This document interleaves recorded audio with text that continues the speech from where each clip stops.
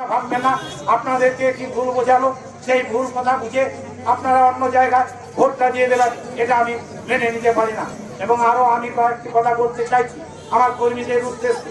আজকে এই প্রতিষ্ঠা দিবসে আমি বলছি, যাদের ভালো না লাগে, যারা আমাদের কর্মীর সঙ্গে আমাদের তাদের যদি মিলেমিশতে না পারেন বা আমাদের দলকে না ভালোবাসেন, তারা আমরা সহ্য করবো না।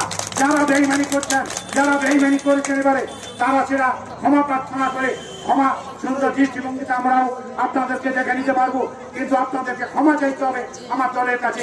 যারা পঞ্চায়েত নির্বাচনে আপনারা বেইমানি করেছেন, আমাদের সঙ্গে থেকেও আমাদের পেছন থেকে ছুরি মেরেছেন, সেটা কিন্তু 24 লোকসভায় সেটা কিন্তু আমরা দেখতে চাইবো না।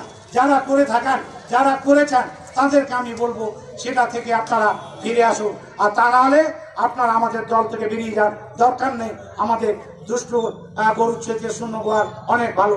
আমরা করে মায়েদের কাছে বলবো, আমাদের মহিলা নেত্রীরা রয়েছেন, প্রত্যেকটি বুথের মহিলা নেত্রীদের মায়েদের কাছে বলবো, আপনারা জানেন সেলফ হেল্প গ্রুপ করছেন, সেলফ হেল্প গ্রুপ করার ফলে আপনারা আপনাদের পরিবারে কতটা আপনারা উন্নয়ন করতে পেরেছেন আপনারা নিজেরা ভাবতে পারছেন। আপনার পরিবারকে বোঝাতে হবে, কারণ আমরা জানি আপনাদের মাতৃত্ব বোধ আছে, আপনারা সত্যিকারে জানবেন কোনটা সত্যি কোনটা মিথ্যা। আজকে টিভিতে যাই বলুক, চোর চোর বলে যে যা বলছে বলুক, ওটা শুধু ভুয়ো ধারণা, ভুয়ো কথা। এই কথা কিন্তু আপনারা একবার সেন্ট্রাল থেকে ছড়ে ফেলতে হবে।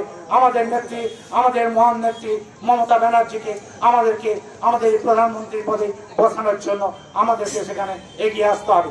তাই আমি আমার কথা না বাড়িয়ে আমাদের মধ্যে উপস্থিত রয়েছেন যিনি, যার বক্তব্য শোনার জন্য আপনারা অধীর আগ্রহে বসে আছেন, তিনি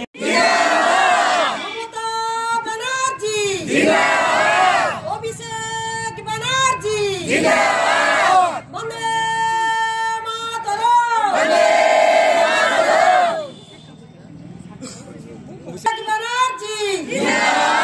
এই সামনে করো, যাচ্ছে